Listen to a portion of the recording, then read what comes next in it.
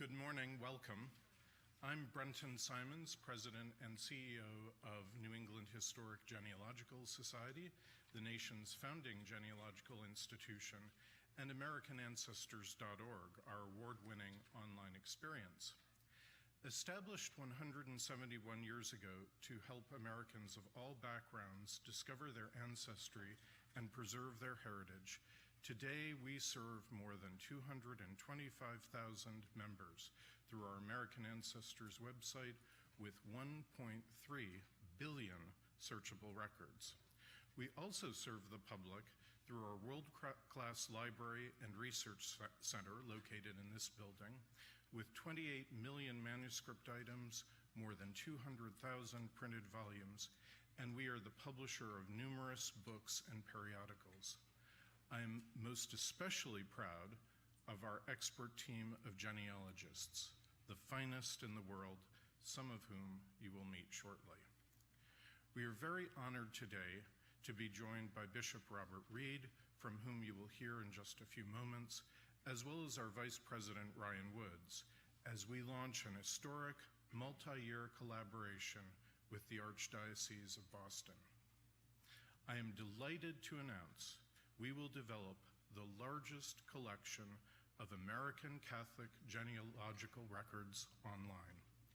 We will scan and index records dating from 1789 to 1900 from over 150 parishes in Greater Boston and surrounding towns, creating a searchable database of more than 10 million names. These will include information about baptisms, first communions, confirmations, marriages, sick calls, burials, and deaths. So this is a first. It will have a huge positive impact on the public, enabling hundreds of thousands of individuals and families and historians and genealogists to connect with their ancestors, their communities, their heritage and traditions, and their faith. This is truly a gift to Boston and to the world. We are indebted to Cardinal O'Malley, the Archdiocese, and Archivist Thomas Lester for selecting our society as its partner. Allow me to express my personal thanks to the Archdiocese for its wonderful support, guidance, and friendship throughout this process. To help fund this initiative, we have established an historic Catholic records fund at our society with a gift of $1 million for the philanthropy required to support this extraordinary project. I know this effort will attract great public support. We share an important commitment and look forward during your visit this morning to acquainting you in more detail with this historic project and introducing you to members of our team. In the meantime, it is my decided honor to welcome to our headquarters and to this podium the Auxiliary Bishop of the Archdiocese of Boston, the Most Reverend Bishop Robert Reed. Thank you.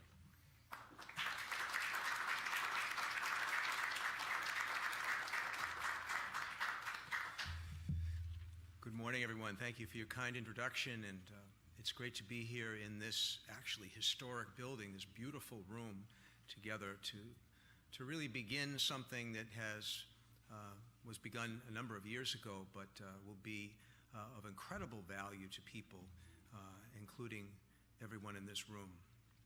I want to thank all of you for being here, and thanks to the New England Historic Genealogical Society for hosting this event and welcoming us today. You know, the sacramental records of the Archdiocese of Boston are essential to us to understand our past and our present and our future as a church, the Catholic Church here in Boston and throughout New England. So, dating back to 1789, nearly 20 years prior to the establishment of the Diocese of Boston, these volumes that make up this collection are quite remarkable in their own right as historical artifacts, but also remarkable because of the information they contain. What these volumes contain are evidence of an individual's faith, and this is something that's really internal and intangible. You see, as Catholics, we believe that in baptism we are reborn, that we are freed from original sin, that we're incorporated into Christ's body, the church. And then with the reception of the other sacraments, like First Penance, First Communion, Confirmation, Holy Orders, marriage, the anointing of the sick, we believe that we're strengthened by God's grace for the living of the Christian life. So this collection serves as a record of all of that faith, but not just that. It shares as a record of our shared cultures, our background. Contained within these records are parents, godparents, those who witnessed marriages, family members, neighbors, friends, the people who were an influence on our lives. These are the people with whom we lived, from whom we've learned, the people who have helped us and guide us along our spiritual journey as a church here in Boston and the surrounding communities. And today, this collection itself brings communities together, communities of genealogists, historians, and other researchers from literally around the globe who share a similar passion. So looking forward to the future, this project, nearly 2 years in the making, will help us to preserve this vital information for generations to come. So when our descendants look to see what we believed, where we lived, from whence we came, we hope that this information will be waiting and accessible for them, just as the records of our ancestors are available to us now. This effort will help people reconnect with their past, with their family, and their faith. At this time, I'd like to just introduce some of the staff members from the Archdiocese who have really helped to make this project a reality. The first is Thomas Lester, who is the archivist and records manager of the Archdiocese of Boston.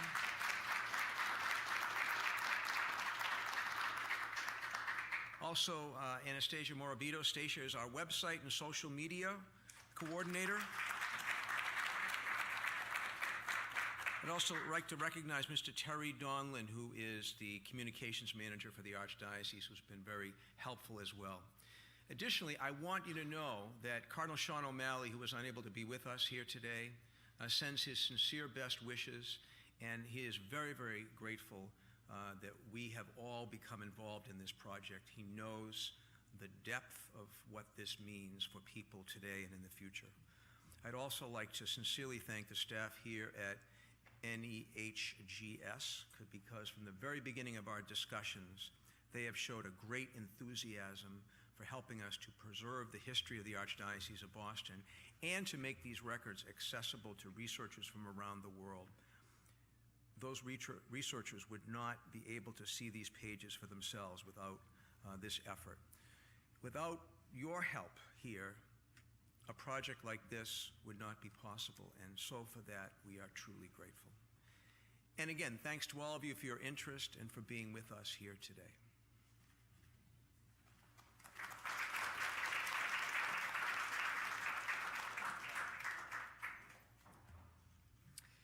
Well, good morning. I'm Ryan Woods, Vice President, Chief Operating Officer here at the New England Historic Genealogical Society. And it is my great honor to oversee the day-to-day operations of this institution, the first in the nation to dedicate itself to the study of family history. As we think about this project, we think about the innate yearning that seemingly exists in people to understand from where they come.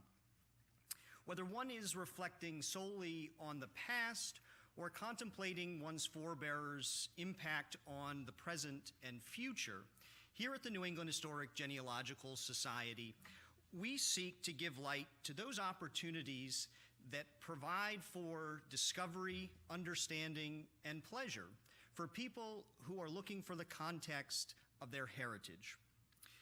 Built on the belief that the study of family history builds bridges between people, that it connects what happened then to who we are now, we endeavor to enable everyone and anyone, irrespective of their heritage or background, to research their ancestral past. so that we can advance the understanding of two cherished facets in our lives, family and community. At the very heart of what we do and what we help others do is uncover the stories, the histories of people, their families, and their unique place in the human experience. Over the history of this organization, we have engaged in a number of collaborations to bring forth records to the public that otherwise would be lost to history. Starting in the earliest years of the organization, we saved a tax list from the 1790s that allows for a unique and important snapshot of the economic period in the 18th century in the Commonwealth.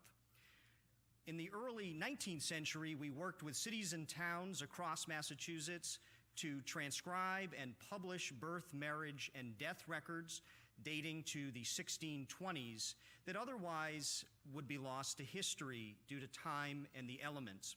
And recently, we have worked with the Massachusetts Supreme Judicial Court to bring forth the historic probate records here in the Commonwealth.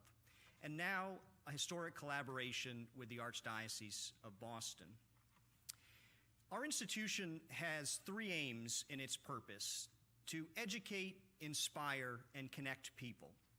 And we feel that this collaboration hits all of those aims. In the fullness of time, this collaboration with the Archdiocese will bring to the public the stories of some 10 million people, many of whom may not be captured in other records. They may not be in civil registrations because of a home birth or because of some explicit choice not to report to a civil authority. It may be the only written document for a person. And so we are very proud to have the opportunity to bring these records to the public, to genealogists, to historians. And in addition to the records, which of course are the foundation for research, we also seek to educate and to provide context. So we have built a companion website for this project, CatholicRecords.AmericanAncestors, which will allow for researchers, the public, historians, to understand the growth of the Catholic community in Boston and in Massachusetts, to look at specific stories within the community, and to understand the process to preserve these unique materials. It is through the talents of some of the staff that you've been introduced to today: Thomas Lester, archivist for the Archdiocese, and from the New England Historic Genealogical Society, our library director, Jean McGuire, our Director of Digital Strategy, Claire Vale, and members of our website team, including Sam Sturgis, Andy Hansen-Dvorak, Molly Rogers, Don LeClaire, and writer Abby Schultz. We have brought forth this interactive website that will show the history and the process and why these records are important to understanding people. And so, as we look to bringing these 10 million names to you over the next few years, we want to give you an insight into the process to make this historic collaboration a realization. And so I'm pleased to bring to the podium our Director of Digital Collections, Sam Sturgis.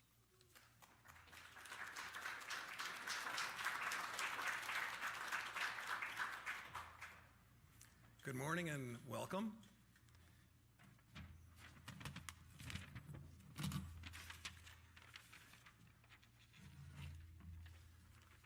What I'd like to do is recap very briefly the why, where, and how of the project as it's being conducted today. So let's talk at first a little bit about the rationale. One of the key features of the project is to preserve the records. The record books are quite old. Many of them are very fragile.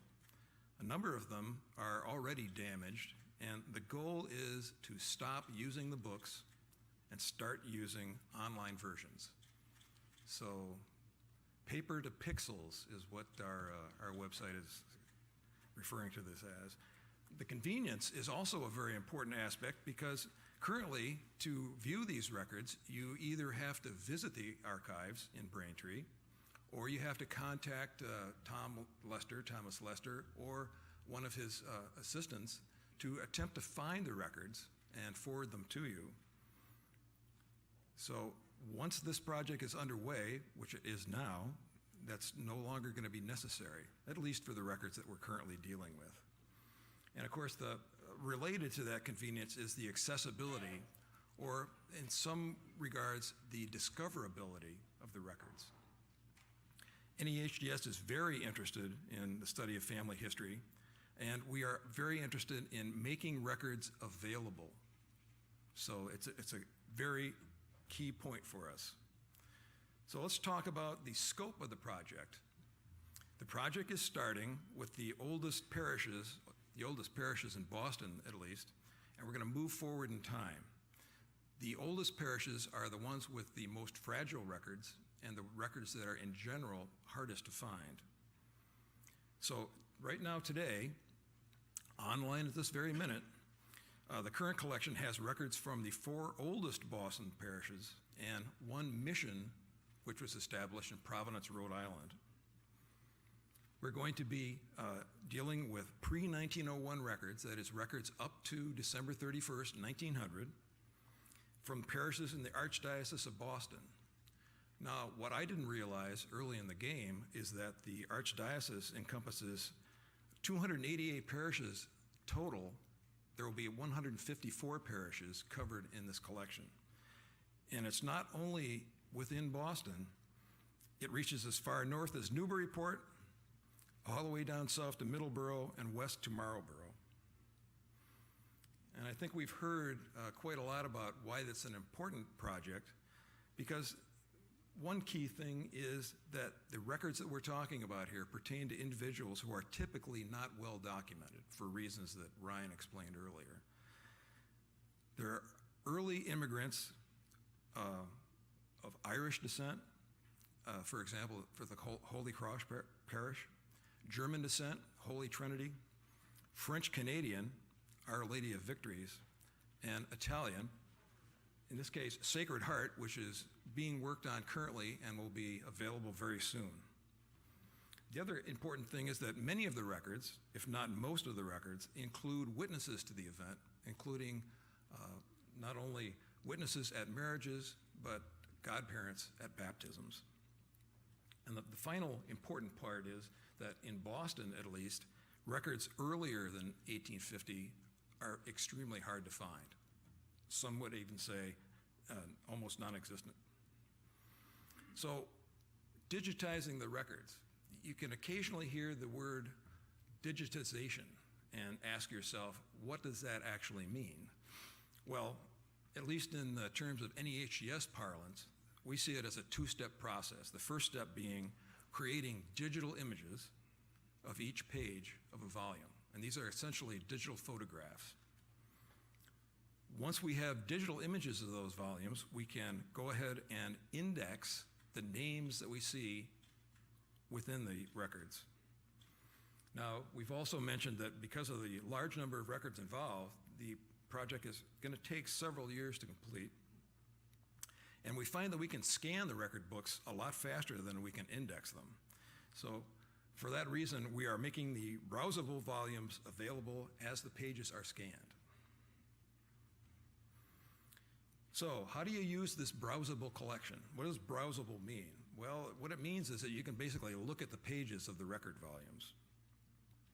And it's easiest to find someone in those records if you already know the parish, have a decent guess as to the year of the event, and of course the type of record that you're interested in, for instance, a baptism or a marriage or a confirmation.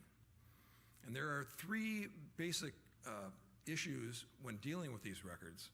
Some parishes have record indexes that are published in separate volumes, and Holy Cross is a good example of this. There are 3 volumes of strictly indexes that refer to records in following record volumes.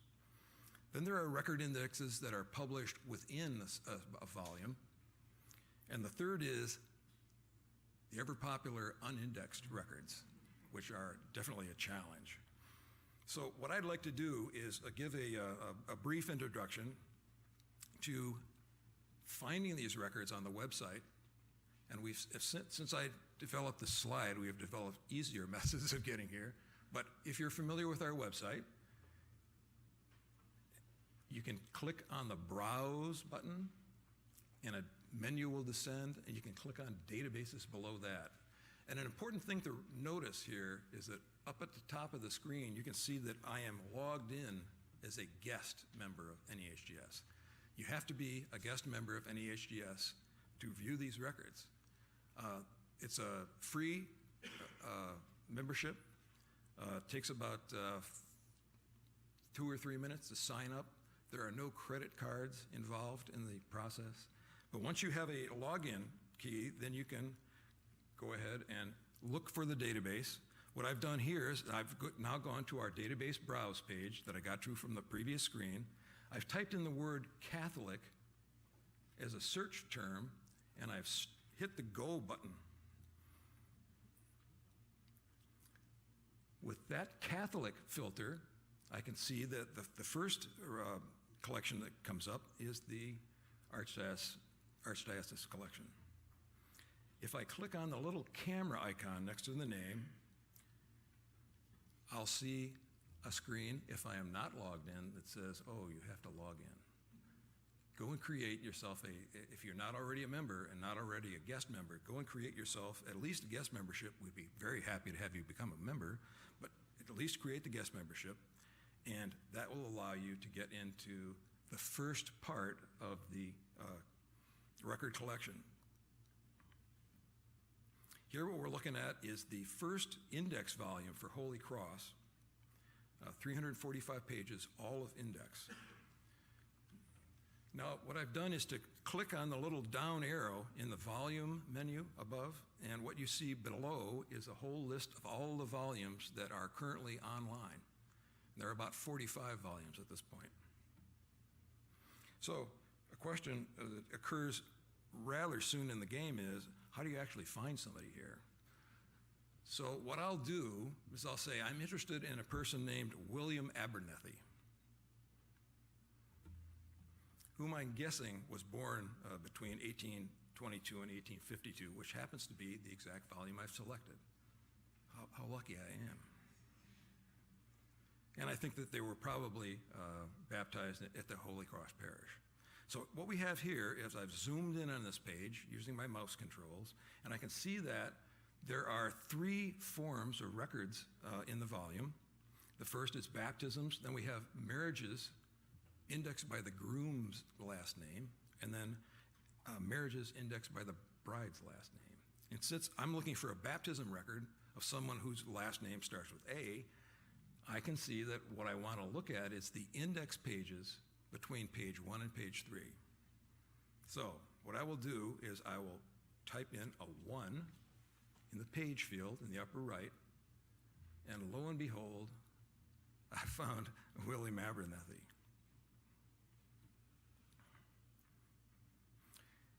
You'll notice here that we found the index reference to William Abernethy, which says that his baptism is in volume 3 and page 252. So now I'm going to go back to my volume menu, and I'm going to select volume 3 baptisms, and I'm going to enter page 252 in the page field. And when I get to page 252 in volume 3, if I zoom in and scroll down a little bit, we can see that William was baptized. He's also a birth record for William. And that's the information. So this is a very brief introduction. We do have a computer set up in the room behind me where people can try this out. If they do run into problems searching the records or looking at the images, please email webmaster@nehgs.org. we pride ourselves on providing excellent customer service and want to satisfy everyone to the extent we can. We also have a brand new website, was just created recently, catholicrecords.americanancestors.org, and we've got a little animation at the bottom of the screen here that actually demonstrates scrolling through. We strongly recommend visiting the website, not only to learn the history of the Catholic Archdiocese here in Boston, or in Eastern Massachusetts for that matter, but also there's a lot of information on how we've gone about creating these records, and there's a nice video, very short, 5 minutes, of how to search them and view them. That concludes my presentation, and I believe that at this point we would like to entertain questions from the floor, and I would invite Thomas Lester and Ryan Woods and Jean McGuire to entertain questions, if anybody has any, about the records, the process, how any of this works. What is the condition of, generally speaking, what is the condition of the records that you were able to find parish by parish? How complete were they? In what condition were they physically? Are there parishes that they were just lost in, places that you just couldn't retrieve them because of their physical condition or lack of attention? Just overall, what was the state of the records? Would you like to talk on that? Yeah, Jim, let's give Thomas the microphone. Thank you for your question. The condition really varies. Some are in pristine condition. Others the parish has taken it upon themselves to get the books rebound if they were falling apart.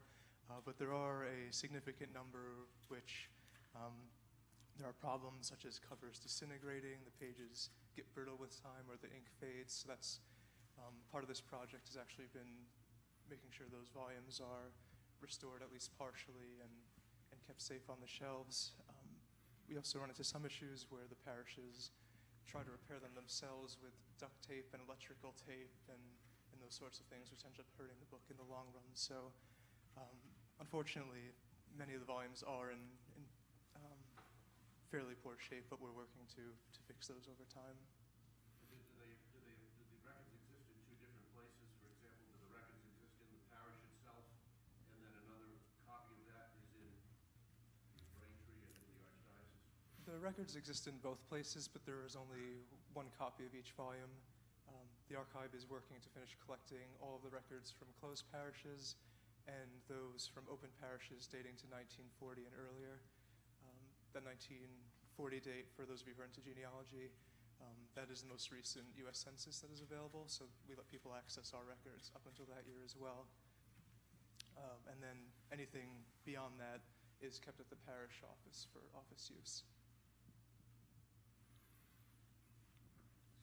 Thomas, can I just throw in another question? Do you believe that there are any records or parishes that have been lost completely? We do find one from time to time that's missing from the database, but I'm still hoping that as we collect books, it may have been something that was mislabeled or maybe hidden in the back of the shelf. We do come across some of those missing ones from time to time. So yes, there are select cases where we've been unable to find them so far. But in the future, hopefully we'll come across them at one point or another. I believe there are 945 volumes that are part of this project, and those encompass 84 towns and 154 parishes, as I recall. So there's a lot of records. Is there any plan to expand this to Catholic cemeteries, records for Catholic cemeteries? Not at the moment. The archive actually has a very small collection of Catholic cemetery records. The cemeteries that are connected with our parishes, they often maintain their own records at the parish office. We also have the Catholic Cemetery Association, which is affiliated with the Archdiocese. They have their own office and their own staff that people can contact for record information. And then there are also several private Catholic cemetery associations in the area. So they're rather scattered, but I think as this project gets further along, we can look at that as the next step, certainly.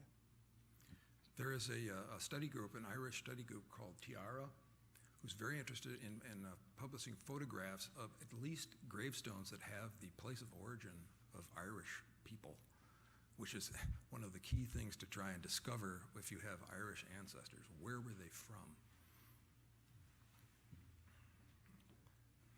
My question is for Jean McGuire. Could you describe the conservation process in a little more detail?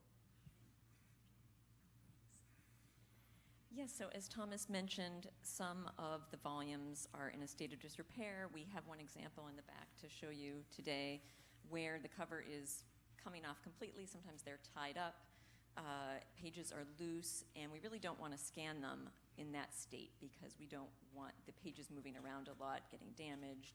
They're hard to handle. So in our conservation lab here at NEHGS, we have a wonderful conservation technician, Deborah Rossi, along with interns and volunteers who help us to first get the book into a state where it can be scanned safely. Sometimes that means taking the stitching out of the binding and making all the pages loose, making sure they're all accounted for and they're in order, and then scanning them, and then making a custom-sized archival acid-free box to put them in, which is what they sometimes go back to the archives in. We have also restored some volumes further, actually creating a new binding for them. We have an example of that as well in the back today, so you can see. So it's an important part of the project, is making sure that these volumes are even safer than they were before. And may I just add that on the CatholicRecords.AmericanAncestors.org, there's also a slideshow that shows the process of doing the scanning, and it also shows the process of doing some of the conservation as well.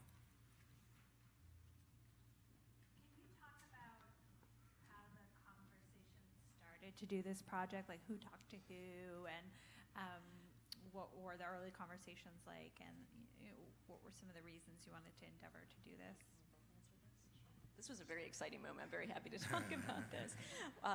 So the way this started was basically Thomas, the archivist, who is a very forward-thinking archivist and was looking to do the best thing he could for the records and for the people who wanted to use them, contacted us. And he first contacted one of our archivists, Tim Sauls, who very quickly came to me and said, Jean, I just heard from Thomas Lester at the archives, and you need to talk to him. And my librarian and genealogist heart started to go pitter-pat, and was very excited to think that maybe these records were going to be made more accessible and be preserved. So Thomas and I talked on the phone, and that's where it all began. Would you like to talk about why you called? So this, actually, the first conversation was probably March 2015, I think. It was almost 2 years ago now. And this collection, I mean, I think you've seen some examples of the content are just so valuable to genealogists and historians, and also through our official use in the church. It was just accessed so frequently, and they were in such poor condition. I only had started at the Archdiocese a few months before, and it was immediately evident that this collection was important. A lot of the books were in poor shape, and some immediate action needed to be taken to do something about that, whether it be repair them all physically or preserve the information. And with this arrangement, we've been able to do both. So it took quite a while for us to, about a year and a half, for us to discuss this, all the details. How would the books be delivered? What would the end product be?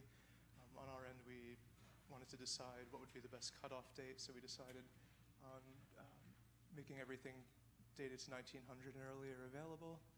So there are some of those factors that caused it to take a while, but I think we're fairly happy with how it worked out after all that time. So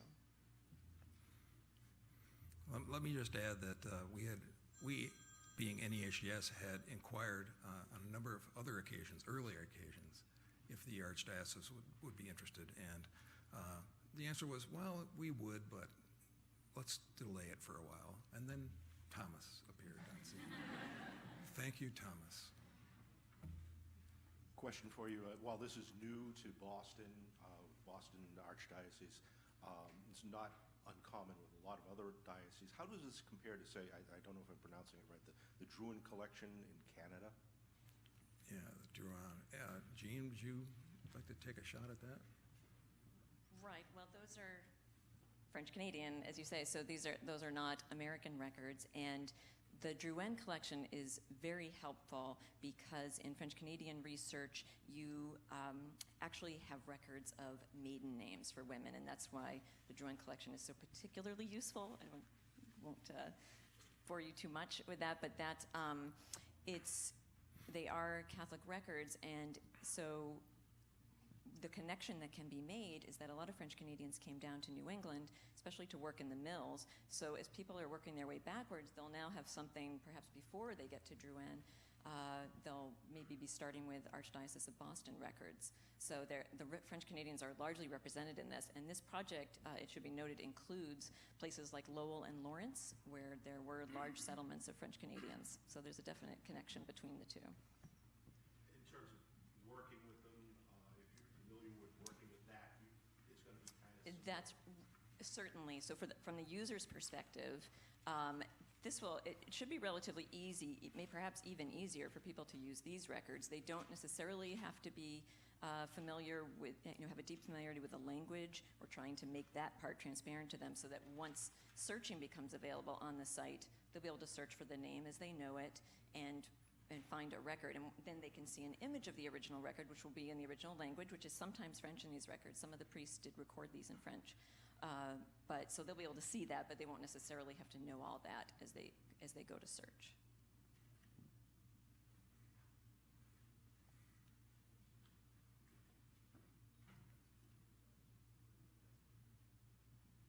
So I'm curious, given that all these items are scanned, and they're, some of them are very old and in disrepair, and it's handwriting, how difficult might it be for some folks to actually decipher the information on there? And are there mechanisms in place if you can't make out, what kind of details are in the documents? And then the second part of the question is, are the documents available for download to the users? Let me answer the second part first. They are available for download and printing. The question about how easily interpreted are they, the answer is it varies. It varies a lot. We have an excellent crew of volunteers who are participating in the indexing project, and it turns out that as you become more experienced with looking at these old handwritten records, that you can start to catch on a little bit to the idiosyncrasies of the person who is writing them. And of course, all the records aren't written by the same person. Having said that, some of the records are, to me personally, almost unintelligible. For instance, the earliest volume of Holy Trinity is written in a German Gothic script, which to me looks like what you might expect to see on a prescription from in the old days from your doctor. What does it actually say? Very hard to tell. So what we're going to do is get the German departments of some universities involved to help us decipher some of these things. In general, the records are fairly straightforward. One wrinkle is that a lot of the records are recorded in Latin. So a Latinized first name will often appear. Jacobus as opposed to Jacob. So you have to keep that in mind. We have a very nice translation guide, if you will, that Thomas has provided for a lot of Latinized names that will help a lot. And when we actually index the records, we will, to improve the discoverability of records, we will have both what we think the actual English language first name was, as well as what is written in the book. So if you know that the Latinized names appear, you can search by Jacobus, or you can search by Jacob and get the same record back. I just will add that some of the records were kept using printed forms, so they're inbound volumes, but they were pre-printed forms that a priest would use. So there's an example also of that here today. So in that sense, it's very easy to read, and genealogists and historians who are using this are going to get very used to seeing what that form looks like, and they'll know, oh, this is where the mother appears, this is where the father appears. So there's that as well. And the indexers, that are working on the project have these language aids to guide them, and some of them are just very experienced. They've been doing genealogy for a long time, perhaps, and have used a lot of church records. They're used to looking at Latin, so. And you can certainly go and look at the variety of records that are on the website now. We've also got a few printed on 14 by 17 cards over there, so you can see that they vary a lot in readability. How long do you expect it will take to complete this project? It will take several years. As Brenton mentioned, we have launched a fund, the Historic Catholic Records Fund, so the pace will be accelerated through philanthropy.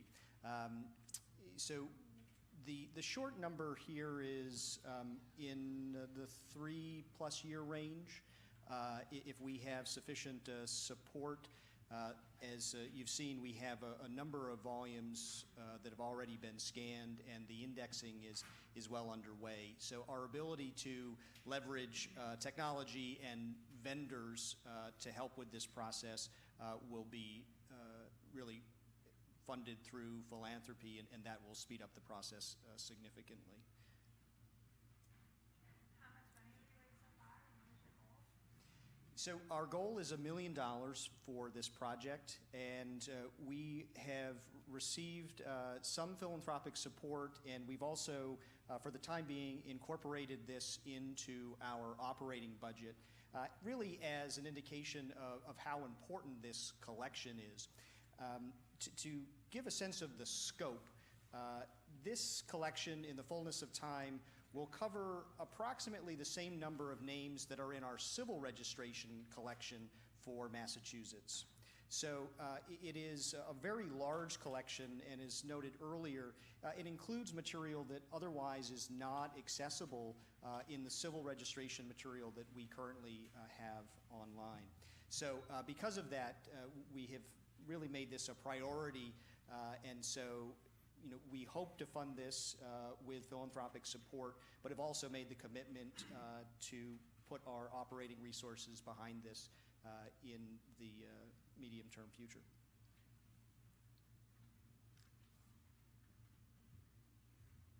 And so it is the society that's raising the money? That's correct. And is the Archdiocese providing any financing for this? There is a lot of in-kind support here for this project.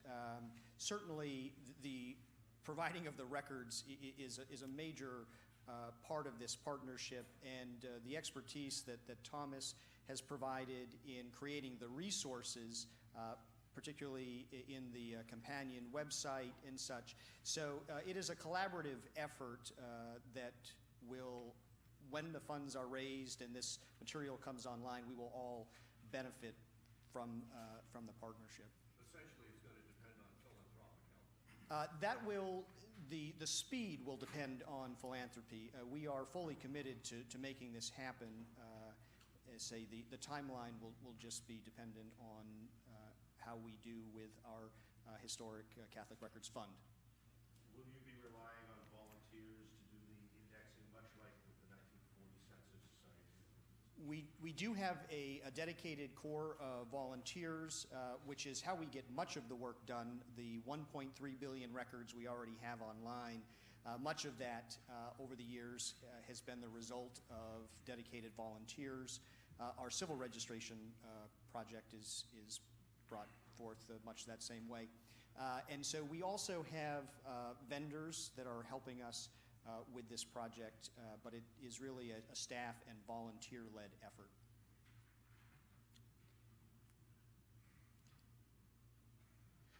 Well, we really, truly thank you for joining us here this morning, and we would like to invite you into the Fuller Room, which is the room behind us, for an opportunity to see some demonstrations of this material, to see some of the original volumes and record books, and to hear from the staff who are heading up this project. So thank you very much for joining us, and we look forward to seeing you in the next room in just a moment.